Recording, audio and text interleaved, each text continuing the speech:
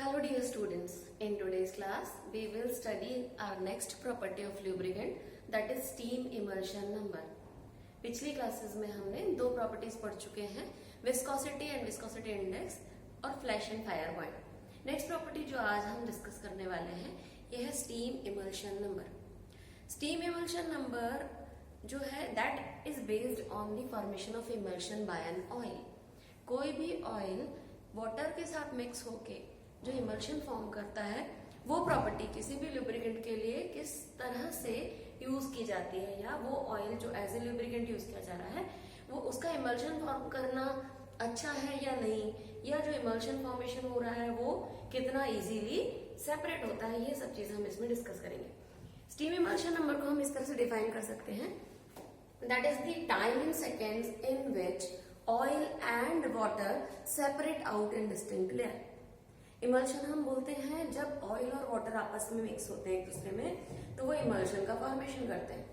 तो ये जो ऑयल और वाटर जब आपस में मिक्स होके इमल्शन बनाते हैं तो इस इमल्शन के फॉर्मेशन के बाद वो समय, जितने समय में ऑयल और वाटर एक दूसरे से सेपरेट होते हैं उस टाइम को स्टीम इमल्शन नंबर कहते हैं। The time in seconds in which oil and water get separated from each other in distinct layer is called steam emulsion number। अगर ऑयल और वाटर को सेपरेट होने में ज्यादा टाइम लगेगा, मतलब कि वो जो लुब्रिकेंट है वो ऐसा इमल्शन फॉर्म कर रहा है जो इमल्शन देर में सेपरेट होता है।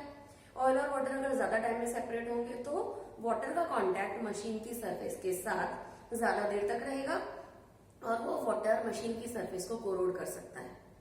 इसके अलावा अगर यहाँ पर वाटर अगर किसी भी मशीन में या किसी भी सिस्टम में एंटर हो गया है तो ये लुब्रिकेंट की प्रॉपर्टी जिसको हम बोलेंगे ऑयलीनेस उसको भी डिक्रीज करता है। तो इस तरह से किसी भी लुब्रिकेंट के लिए इमल्शन का formation is not a good sign, अच्छा नहीं होता है। इसलिए जो स्टीम इमल्शन नंबर है इसकी वैल्यू कम होना चाहिए, लो होना चाहिए। स्टीम इमल्शन नंबर की वैल्यू लो होना हमें ये शो करता है कि अगर इमल्शन फॉर्म भी हुआ है तो वो इमल्शन से ऑयल और वाटर बहुत जल्दी और अच्छी तरह से एक दूसरे से अलग हो जाएंगे। जितना जल्दी ऑयल और वाटर सेपरेट होंगे वो ऑयल उतना ही अच्छा लुब्रिकेटिंग ऑयल कहलाएगा। तो इस पर्टिकुलर प्रॉपर्टी का सिग्निफिकेंस ये है कि इट शोज दी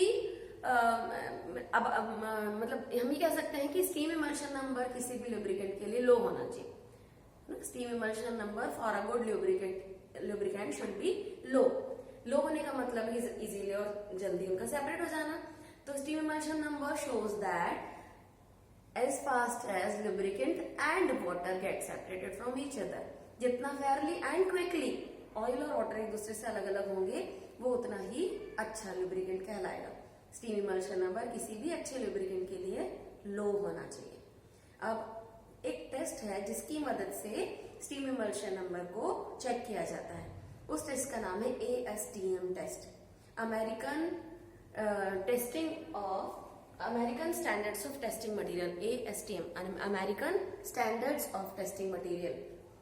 इसके थ्रू क्या किया जाता है, 20 ml ऑयल लिया जाता है। उस 20 ml ऑयल में 100 डिग्री सेल्सियस पर स्टीम बबल की जाती है। ये जो 100 डिग्री सेल्सियस पर स्टीम बबल की जाती है इससे ऑयल ये स्टीम मिक्स होते हैं दोनों।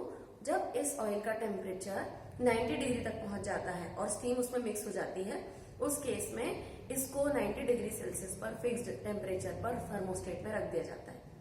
अब थर्मोस्टेट में रखने के बाद हम ये ऑब्जर्व करते हैं कि कितना टाइम लगता है, जितने टाइम में ये ऑयल और वाटर जो इमल्शन फॉर्म कर चुके हैं वो एक दूसरे से सेपरेट होते हैं। अगर ऑयल और वाटर इजीली और क्विकली, जल्दी और कम समय में और अच्छी तरह से एक दूसरे से सेपरेट हो जाते हैं तो हम कहेंगे that is a good lubricant. तो ASTM की मदद से हम ये टेस्ट फाइंड करते हैं।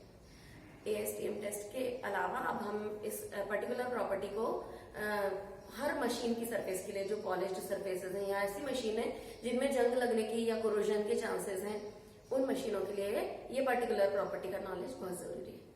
तो आज के लिए हमने ये प्रॉपर्टी पढ़ी, स्टीम इमल्शन नंबर। अगले क्लास में हम नेक्स्ट प्रॉपर्टी देखेंगे। Thank you.